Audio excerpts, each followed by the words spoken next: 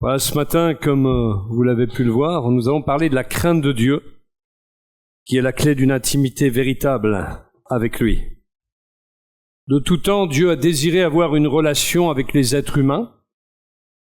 Dès la création, bien entendu, une relation qui soit une relation d'intimité. Dès le jardin d'Éden, eh bien, nous voyons le Seigneur aller à la rencontre de sa créature, à la rencontre d'Adam et d'Ève.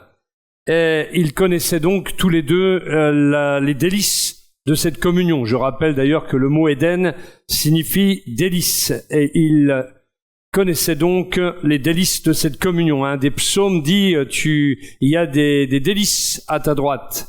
Et jusqu'à ce que vienne la rupture due à la chute, due à la désobéissance humaine qui a conduit à la chute de l'homme et à l'éloignement complet de l'homme avec son Créateur, eh bien, il y a eu néanmoins communion. Cette communion a été rompue donc par la désobéissance qui a mené à la chute. Or, le Seigneur a dès le départ œuvré au rapprochement de sa créature en versant le sang de l'agneau qui nous a rapprochés de lui et nous donne un accès illimité à sa présence. Nous savons que dès le début, le Seigneur a recouvert Adam et Ève d'une peau d'animal, un animal qui était sacrifié. On peut même supposer que c'était un agneau qu'il a sacrifié pour, vêtir de peau l'homme et la femme. Eux, s'étaient vêtus à leur manière de feuilles de figuier, et le Seigneur a montré qu'il fallait, pour se rapprocher de Dieu, que le sang soit versé. Et c'était bien sûr la préfiguration du sacrifice ultime de Jésus qui nous a rapprochés de Dieu. Le désir de Dieu est de nous faire entrer dans ses appartements, nous faire entrer dans sa présence. Comme le dit si bien le Cantique des Cantiques, le roi m'a introduite dans ses appartements. Là, dans le Cantique des Cantiques, la fiancée l'Église est comparée à une fiancée qui, est introduite dans la présence de Dieu, dans les appartements de Dieu. C'est une image, bien entendu. Tout cela pour nous faire découvrir les délices de la vie nouvelle abondante en Christ. Si quelqu'un est en Christ, il est une nouvelle créature. C'est pas fini. Les choses anciennes sont passées et toutes choses sont devenues nouvelles et continuent de devenir nouvelles. C'est le sens complet du texte. Une communion qui se renouvelle et qui vitalise toute notre vie. Car Christ est la vie qui vient irriguer toute notre âme, toute notre vie pour la dynamiser et lui donner l'effervescence dont elle a besoin. Bien sûr, il y a de nombreux obstacles et Dieu nous donne une clé absolument indispensable pour vivre à fond cette belle amitié avec Dieu. Nous allons lire dans le Proverbe chapitre 1, verset 7. La connaissance commence par la crainte de l'Éternel. La connaissance commence par la crainte de l'Éternel. D'autres versions disent la crainte de l'Éternel est le commencement de la sagesse. Le psaume 25, verset 14 nous dit l'amitié de l'Éternel est pour ceux qui le craignent. Pas pour n'importe qui finalement. L'amitié de l'Éternel est pour ceux qui le craignent et son alliance leur donne instruction. La version second le traduit ainsi et la version second révisée dit la pensée secrète de l'Éternel, car quand on est ami avec quelqu'un, on a forcément une communion de pensée plus intime. La pensée secrète de l'Éternel est pour ceux qui le craignent, et cela pour leur faire connaître son alliance. Ce verset nous enseigne que ce qui permet le début d'une relation intime, authentique, véritable avec Dieu, c'est la crainte de Dieu. C'est la crainte de Dieu. Et qu'est-ce que la crainte de Dieu, si ce n'est la révérence, le respect profond que nous lui devons? Même s'il y a une amitié avec Dieu, Dieu n'est pas notre pote.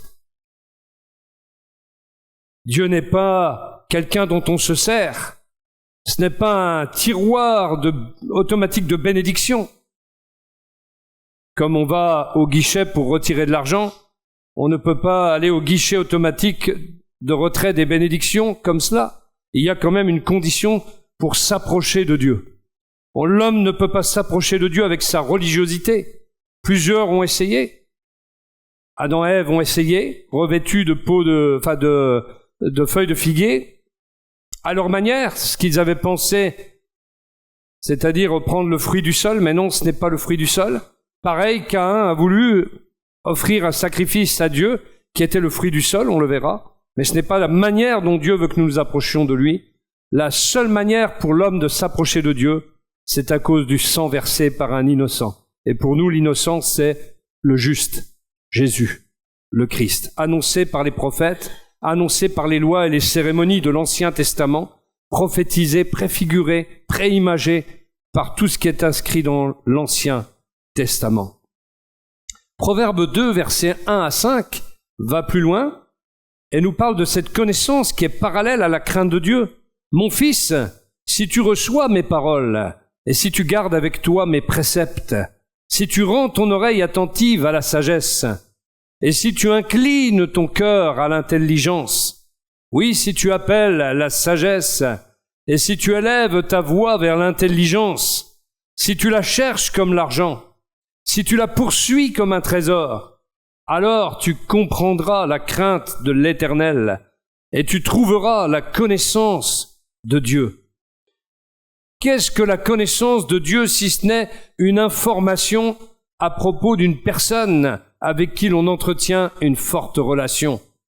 En grec, la connaissance suppose une expérience forte, une relation forte avec Dieu. Telles sont les paroles du texte original en grec.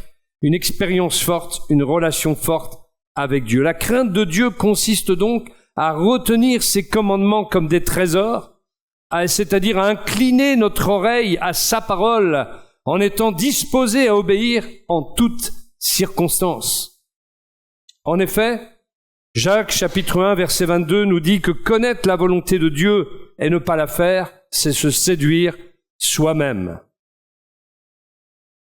Alors, il y a un premier obstacle à la crainte de Dieu et à une intimité avec Dieu, c'est que nous devons prêter attention à l'image que nous nous faisons du Seigneur. Sans la crainte de Dieu, il n'y a pas de véritable connaissance du Seigneur. Sans la connaissance et sans la crainte de Dieu, c'est une image déformée qui va jaillir de notre imagination. Elle sera conforme à notre imagination. En gros, nous allons nous faire un Dieu à notre image, un Dieu selon notre imagination, un Dieu conforme à ce que nous pensons. Les religieux du temps de Jésus étaient décrits par lui comme honorant Dieu de leurs lèvres, mais étant très éloignés en ce qui concerne leur cœur de lui. Ils parlaient beaucoup de lui, étudiaient beaucoup ce qui le concernait, mais ils étaient éloignés de Dieu parce qu'ils ne voulaient pas faire sa volonté. Ils n'étaient pas en phase avec les plans de Dieu. Il y avait un décalage chez les Israélites entre leur vie et leur pensée et la pensée de Dieu. Qu'en est-il de nous? N'y a-t-il pas parfois un décalage entre ce que nous professons, ce que nous proclamons, ce que nous disons, ce que nous prions même, et ce que nous sommes vraiment? Et le but de Dieu, en instillant la crainte dans notre cœur, en mettant cet ingrédient puissant qu'est la crainte de Dieu dans notre cœur, c'est de nous permettre de faire sa volonté, de nous permettre d'appliquer ce que nous disons et ce que nous pensons. Dans l'Exode au chapitre 20 et au verset 21, nous lisons que Moïse a emmené le peuple à la rencontre de son Dieu au Sinaï, parce que Dieu avait pour plan d'avoir cette communion avec son peuple. Il n'avait pas élu le peuple d'Israël simplement pour l'avoir comme peuple élu, mais il voulait avoir communion avec ce peuple. Il voulait que ce peuple le connaisse, que ce peuple le connaisse intimement. Et la Bible nous dit, le peuple restait à distance. Moïse seul s'approcha de l'épaisse nuée dans laquelle Dieu se tenait. Ils ont donc refusé cette rencontre glorieuse et n'ont ainsi pas pu entendre la voix de Dieu personnellement. Mais ils ne supportaient pas la présence de Dieu parce que la crainte de Dieu n'était pas dans leur cœur. Elle n'habitait pas leur cœur et ils ne pouvaient pas garder ainsi ses commandements dans leur cœur. Et cela explique aussi parfois pourquoi beaucoup de croyants ne cultivent pas la présence de Dieu, sachant qu'ils ne font pas la volonté de Dieu, sachant que parfois ils n'y arrivent tout simplement pas. Eh bien, on ne prend pas du temps pour être dans la présence de Dieu parce qu'on est comme apeuré, par la présence de Dieu. On est gêné par la présence de Dieu. Alors, on ne vient pas dans sa présence. Alors qu'en fait, c'est dans cette présence que Dieu peut installer la crainte dans notre cœur et nous permettre de nous conformer à sa volonté et d'ajuster notre volonté à la sienne, d'ajuster notre pratique à la sienne, à ce qu'il veut. En gros, mettre en adéquation ce que nous disons avec ce que nous devons faire, nous devons être. Dieu a dû établir Moïse et Aaron comme médiateurs. On était loin de l'intimité désirée par Dieu avec son peuple. Et les hommes continuent à chercher des intermédiaires. Certains veulent des intermédiaires, ont pris Saint Antoine de Padoue, Saint Rita, Saint je ne sais quoi, Saint Frusquin, et vous pouvez en ajouter autant que vous voulez, Saint Glinglin même. Ou alors c'est la Vierge Marie, une femme qui effectivement a été utilisée par Dieu, mais qui dira « Tu as daigné jeter ton regard sur la bassesse de ta servante ». Elle a dit, en priant à Dieu. On est loin de cette reine du ciel qu'on vous décrit, voyez. Dans les évangiles, le peu de choses qu'elle a dit, elle repassait les choses qui lui avaient été dites par l'ange dans son cœur, concernant Jésus et la naissance de Christ. Et puis, plus tard, elle dira de Jésus, faites ce qu'il vous dira. Écoutez-le. Et la dernière fois où elle apparaît, c'est dans le livre des Actes au chapitre 2, où dans la chambre haute, tous les disciples sont réunis, et elle était aussi de ceux-là, parmi les disciples, et ils sont réunis pour quoi faire? Pour prier, dans la chambre haute, pour la venue du Saint-Esprit. Elle avait aussi donc besoin, comme tous les autres, du Saint-Esprit. Et après, on n'en entend plus parler. Il n'y a pas d'intermédiaire dans la parole de Dieu. Le seul intermédiaire, c'est Jésus. Dieu fait homme, et en même temps médiateur entre Dieu et les hommes. C'est le seul intermédiaire. On vient à Dieu directement, par Jésus-Christ. Mais les hommes ont toujours voulu des intermédiaires pour ne pas pouvoir aller directement dans la présence de Dieu. Moïse, lui, se tenait bien sur la montagne, mais même Aaron, son frère, a fini par retourner avec le peuple, avec qui il se trouvait plus à l'aise que dans la présence de Dieu. Lui non plus n'avait pas la crainte de Dieu dans son cœur. Il servait les hommes plutôt que Dieu, et il a fini par donner au peuple un Dieu selon son image, un Dieu à son image qui s'appelle le veau d'or. Et ça a fini dans des orgies, ça a fini dans le divertissement.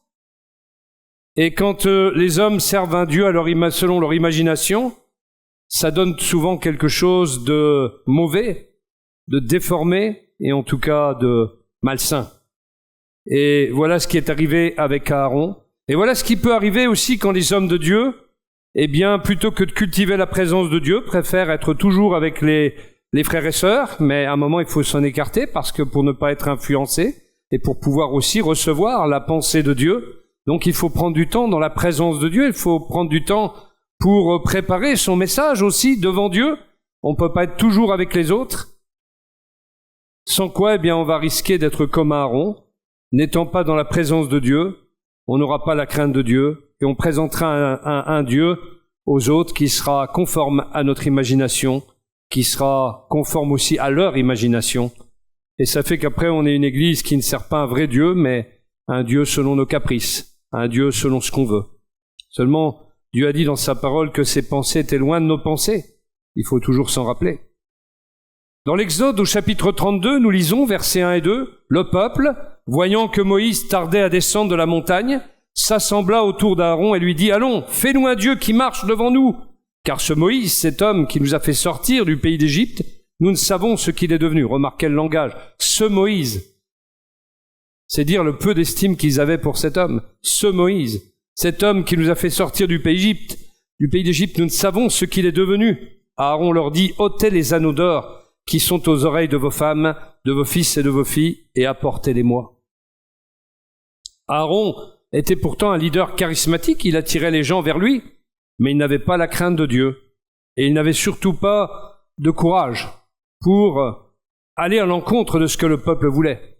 Verset 4, il les reçut de leurs mains, jeta l'or dans un moule et fit un veau en fonte. Et ils dirent, Israël, voici ton Dieu qui t'a fait sortir du pays d'Égypte.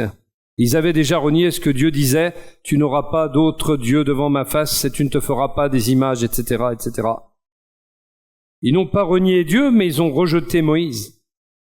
Et ils ont juste réduit la gloire de Dieu à une image de sa personne. Une image bien réduite. Verset 6, le lendemain, ils se levèrent de bon matin et ils offrirent des holocaustes et des sacrifices d'action de grâce. Le peuple s'assit pour manger et pour boire, puis ils se levèrent pour se divertir. Ils ont offert des holocaustes pour honorer ce Dieu à leur image, et ils ont ensuite laissé libre cours à leurs appétits charnels. Il existe de telles personnes, parfois dans nos églises, qui reconnaissent Jésus comme sauveur. Ils sont nés de nouveau, ils viennent aux réunions, plus que d'autres, même parfois. Ils chantent, ils écoutent les mêmes prédications que vous. Ils donnent même leur dîme. Mais une fois sortis, ils sont capables de mentir, de calomnier le pasteur ou des frères et sœurs, de pratiquer même l'adultère et toutes sortes d'autres péchés. Et ils trouveront toujours une justification en disant qu'ils sont sauvés, mais qu'ils ont des faiblesses, alors que voilà. Il y a des personnes comme ça, on les appelle des charnels. Et le problème, c'est qu'ils n'ont pas la crainte de Dieu, et donc ils vivent dans leur chair, dans le principe de leur chair, selon leur propre nature. C'est ça, la chair. C'est la nature pécheresse. Jamais ils ne permettent au Seigneur de les libérer. Jamais ils ne permettent au Seigneur, de permettre à son esprit de leur faire supplanter cette faiblesse dont il parle. Or, la Bible dit que la chair est ennemie de Dieu. Nous allons le lire expressément parce que c'est clair dans la parole de Dieu. Romains chapitre 8, versets 5 à 7. En effet, ceux qui vivent selon leur propre nature se préoccupent de ses désirs. Mais ceux qui vivent selon l'Esprit Saint se préoccupent des désirs de l'Esprit. Se préoccuper des désirs de sa propre nature mène à la mort, c'est clair, la mort spirituelle, la séparation d'avec Dieu. Mais se préoccuper des désirs de l'Esprit Saint mène à la vie et à la paix. Ceux qui sont dominés par les préoccupations de leur propre nature sont ennemis de Dieu. Ça aussi, c'est clair. Alors vous pouvez proclamer tout ce que vous voulez, prier tout ce que vous voulez, chanter autant que vous voulez, donner votre dîme autant que vous voulez si vous ne faites pas la volonté de Dieu. Si vous n'êtes pas dominé quant à votre nature par l'Esprit Saint, eh bien vous êtes ennemis de Dieu, c'est écrit noir sur blanc. Ceux qui sont dominés par les préoccupations de leur propre nature sont ennemis de Dieu. Ils ne se soumettent pas à la loi de Dieu, ils ne le peuvent même pas. Parce que la crainte de Dieu n'est pas en eux. La chair ne peut pas faire la volonté de Dieu tout en invoquant son nom. Or, un cœur dépourvu de la crainte de Dieu, c'est la racine même de la désobéissance. Adam et Ève se sont couverts de feuilles de figuier, ce sont les fruits du sol. Dieu leur a montré sa volonté en sacrifiant un animal et il les a revêtus de la peau de l'animal. Caïn aussi avait appris que le sacrifice voulu par Dieu était le sacrifice d'un animal. Il l'avait appris par ses parents et il savait que c'était pas le fruit du sol. Et pourtant, Genèse chapitre 4 verset 3 nous rapporte, au bout d'un certain temps, Caïn apporta des fruits du sol comme offrande à l'Éternel. Et il croyait servir Dieu, sincèrement même et honnêtement. Il voulait servir Dieu et lui a fait cette offrande. Mais comme il ne craignait pas Dieu, alors il a désobéi complètement à ce qui était voulu par Dieu. Et quand Dieu lui a demandé où était son frère qu'il venait d'assassiner par la suite, parce que le sacrifice de son frère avait été agréé, approuvé, mais pas le sien, il répondit, « Je ne sais pas. Suis-je le gardien de mon frère, moi ?» Vous voyez comment il parle à Dieu? Il n'y a pas la crainte de Dieu dans son cœur. Hein. En fait, excusez-moi, mais il engueule Dieu. Vous êtes d'accord? Le manque de crainte de Dieu réduit l'image de Dieu, et la juste manière de servir est transformée. Séduit par lui-même, Caïn croit pouvoir cacher quelque chose à Dieu, et même le traiter comme un vulgaire homme, un vulgaire être humain. L'image de Dieu est rapportée dans l'esprit de Caïn à celle d'un homme. Il traite Dieu comme un être humain. Et c'est aussi une caractéristique de notre époque. Romains chapitre 1, versets 21 à 23. puisque tout en connaissant Dieu, ils ne lui ont pas donné la gloire qu'il méritait en tant que Dieu, et ne lui ont pas montré de reconnaissance. Au contraire, ils se sont égarés dans leur raisonnement, et leur cœur sans intelligence a été plongé dans les ténèbres. Ils se vantent d'être sages, mais ils sont devenus fous, et ils ont remplacé la gloire du Dieu incorruptible par des images qui représentent l'homme corruptible, des oiseaux, des quadrupèdes et des reptiles. Les gens de ce siècle s'égarent dans leur folie, dans leur raisonnement. Ils se vantent d'être sages, mais ils sont devenus fous. Et ils ont remplacé la gloire de Dieu par diverses choses. L'homme, qui est élevé pratiquement comme un dieu parfois, ou des animaux même des fois, ou même la création en elle-même, à travers l'idéologie écologique. Ceux qui sont séduits, et chez qui la crainte de Dieu n'habite pas, finalement, pensent que Dieu ne les voit pas, et même qu'il les comprend. Imaginez donc, ils ont un Dieu à leur image, Dieu les comprend, les pauvres. Et que dit Jésus? Il n'y a rien de caché qui ne doive être découvert, ni de secret qui ne doivent être connus. Je veux pas reprendre un truc des médias, mais regardez, Pierre Palmade, cette affaire. Rien de caché qui ne doivent être découvert, ni de secret qui ne doivent être connus. On juge au départ un accident, et on se retrouve dans la pédopornographie. Vous voyez, un petit peu.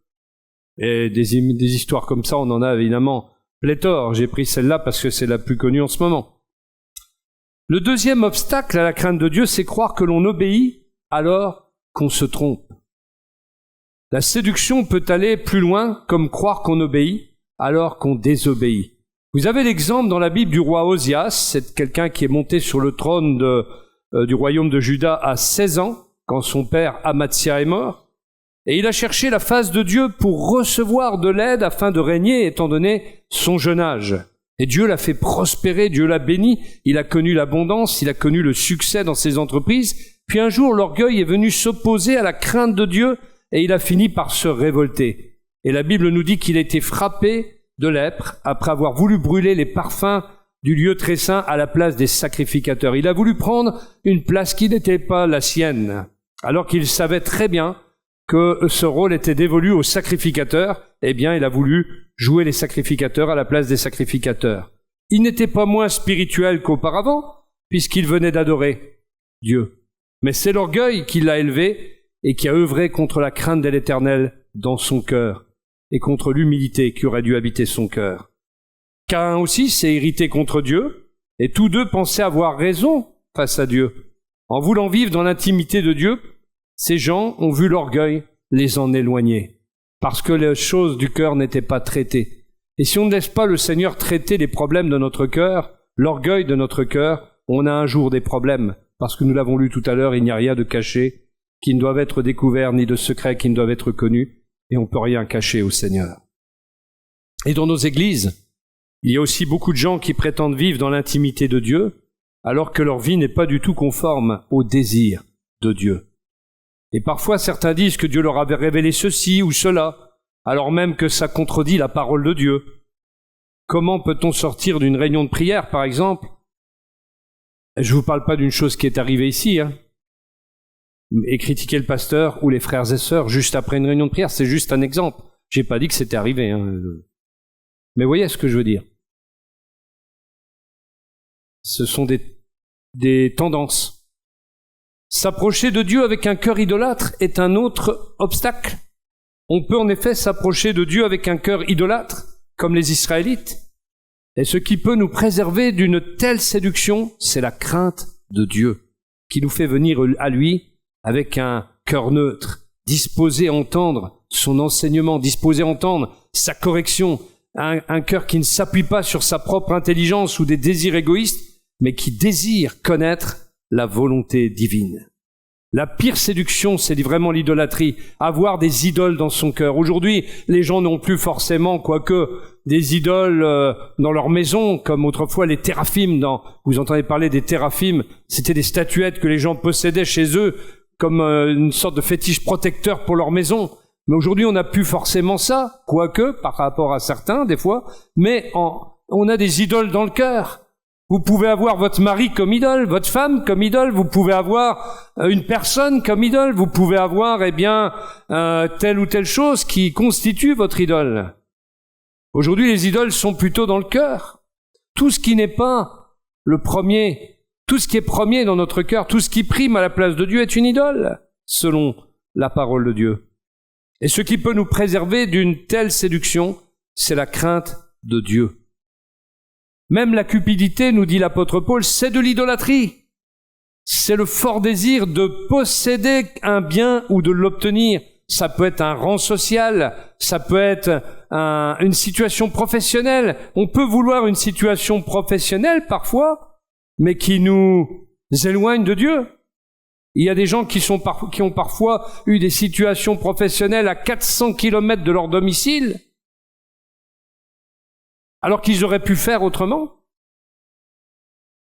Et ça a fichu leur couple en l'air, leur famille en l'air parfois. Parce que quand c'est pas conduit par Dieu, quand c'est juste le fruit d'une volonté, d'une cupidité, qui est de l'idolâtrie, d'un fort désir de posséder la chose ou d'obtenir un rang social, une situation professionnelle, un certain confort, un désir d'être accepté ou acceptable, des plaisirs, d'autres c'est pour des convoitises sexuelles, c'est un état finalement qui habite. Cet état d'idolâtrie, c'est un état qui habite celui ou celle qui est insatisfait. Ça veut dire que le cœur n'est pas rempli par Dieu, car quand le cœur est rempli par Dieu, il y a pleine et entière satisfaction. La plénitude de Dieu nous habite, une joie, une paix, un repos profond et un calme à l'intérieur de notre cœur nous habitent.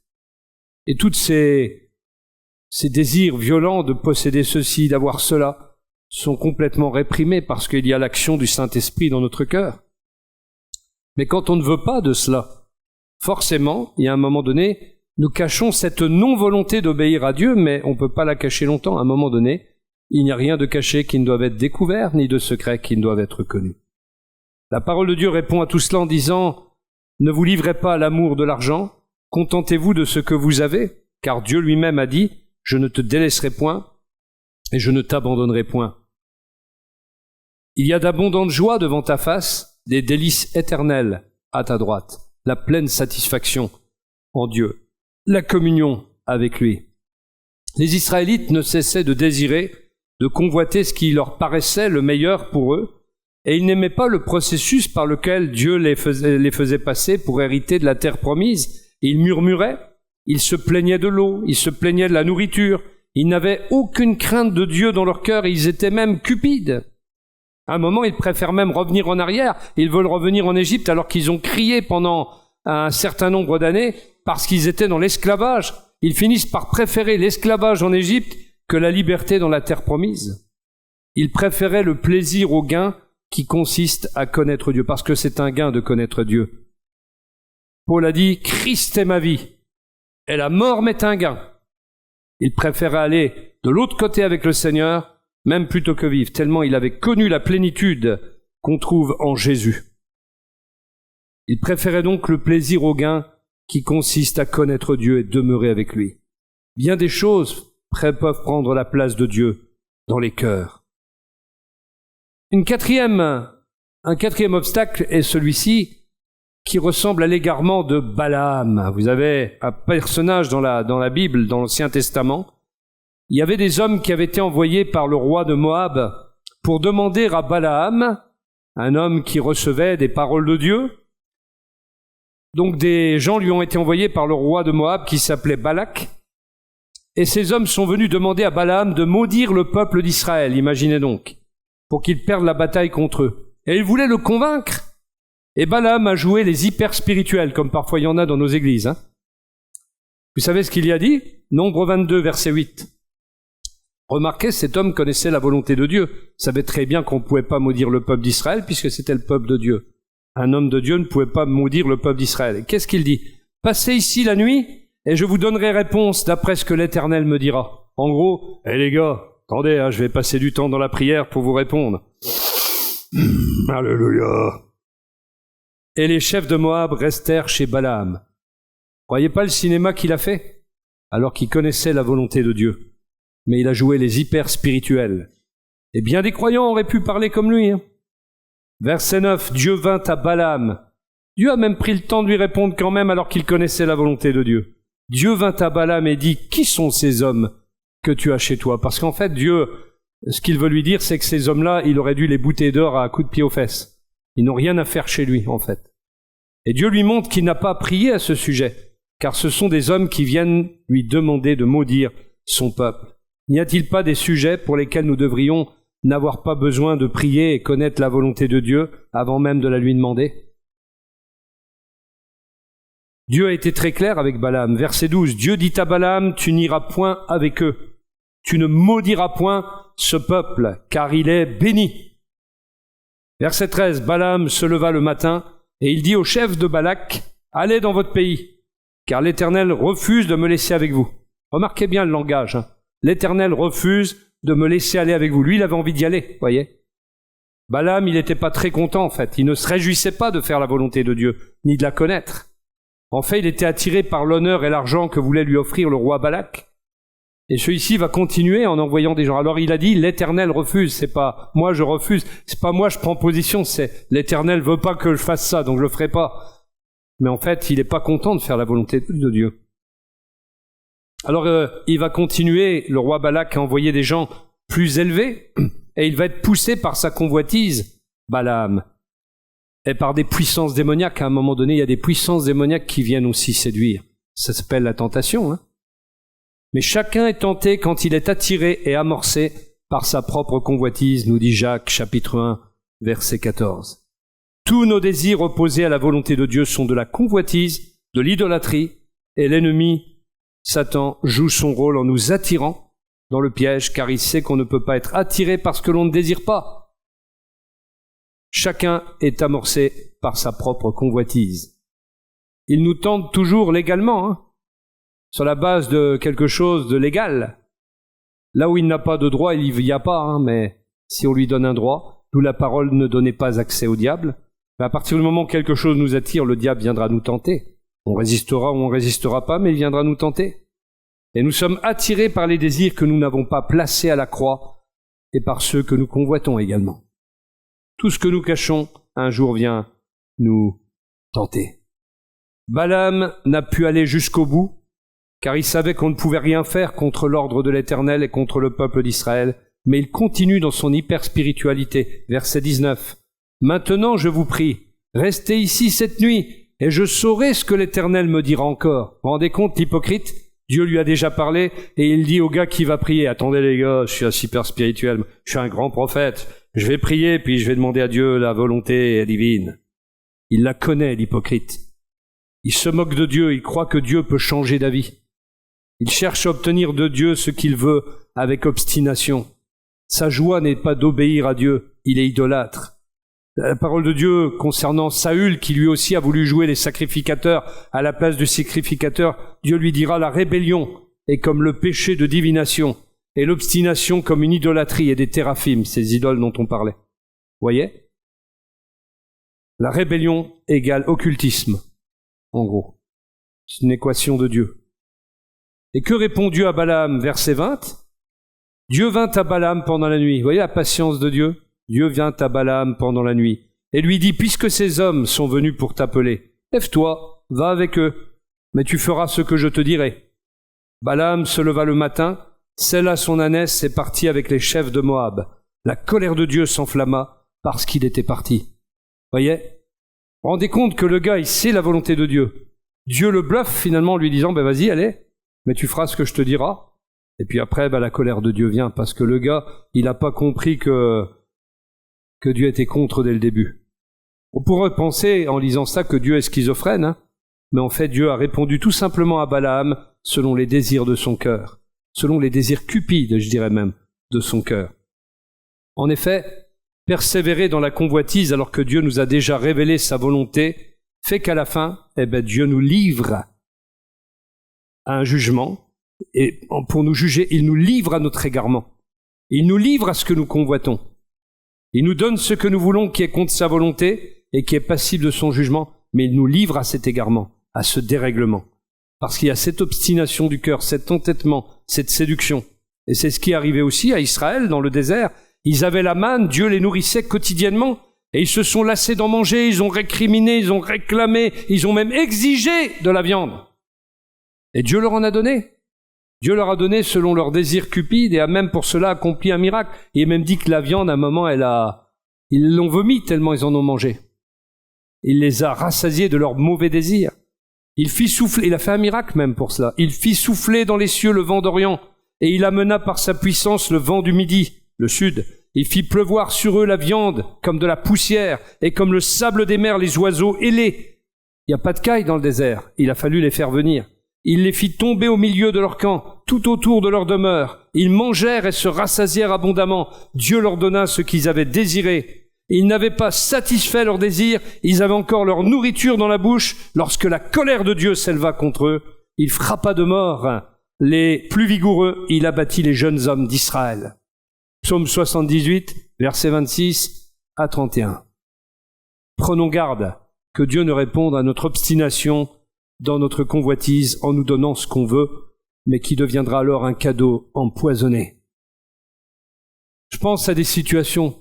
Des gens qui m'ont dit un jour, moi je veux me marier avec une telle, je vous ai déjà cité cet exemple, bien souvent d'un gars qui était venu me voir, mais j'étais le 46e personne à qui il me demandait, mais qu'est-ce que tu penses si je me mariais avec une telle? Et je lui ai dit, mais non, surtout pas. Non seulement t'es pas mature pour ça, elle encore moins, mais c'est une catastrophe vers laquelle vous allez. Le 46e avait parlé, il y en a peut-être eu un 47e. Résultat, je vous mens pas, il y avait 46 personnes qui l'ont conseillé. Heureusement, tous les chrétiens ont dit la même chose. Lui ont dit la même chose. D'où son obstination à chercher quelqu'un qui pourrait être le seul. En gros, il cherchait le grand prophète, qui allait lui dire, oui, marie-toi avec cette femme. Après, il était libre, on est libre de se marier avec qui on veut d'ailleurs. Mais dans ce cas-là, on ne demande pas de conseil. Et puis évidemment, c'était une catastrophe. 2 ans après, divorce. Un enfant était né, il élèvera son enfant tout seul, bien d'ailleurs, heureusement, il y a de la grâce de Dieu parfois, mais c'est bien dommage d'offrir un tel témoignage. Et combien comme cela, Combien? J'en ai vu tellement que je pourrais en citer beaucoup des exemples comme ça. Celui qui veut telle ou telle chose avec une telle obstination et qui finalement, l'obtient, mais ça fait courir à la catastrophe lui-même, son épouse, sa famille. On a vu des familles détruites par une convoitise importante de quelqu'un. Vous avez le fils prodigue à qui le père a donné son héritage. Il l'a pas refusé, il lui a donné l'héritage. Et vous avez vu ce que ça a donné? Il l'a dilapidé et à la fin il mangeait avec les cochons. Lui qui était le fils d'une grande famille, il devient le serviteur des autres et il trime, il devient esclave en fait. C'est une belle image du péché et ce à quoi il mène, l'esclavage. Dans Jude, il est écrit malheur à eux, car ils ont suivi la voie de Caïn. Vous voyez, c'est biblique. Ils se sont jetés pour un salaire dans l'égarement de Balaam. Ils se sont perdus par la révolte de Corée. On l'a pas cité celui-là, mais c'est encore un rebelle. Ce sont des écueils dans vos agapes, faisant impudemment bonne chère, se repaissant eux-mêmes.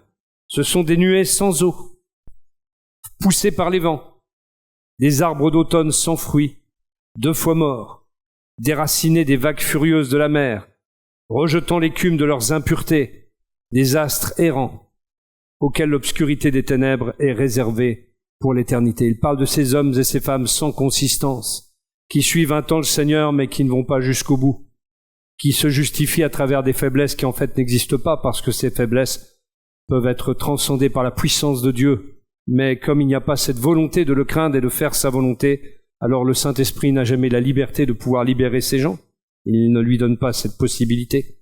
Et comme Dieu n'est pas quelqu'un qui viole l'intimité des autres, eh bien il ne se passe rien. Il ne se passe des choses que quand les gens veulent qu'il se passe quelque chose. Et Dieu fait. Conclusion, Dieu nous veut dans son intimité.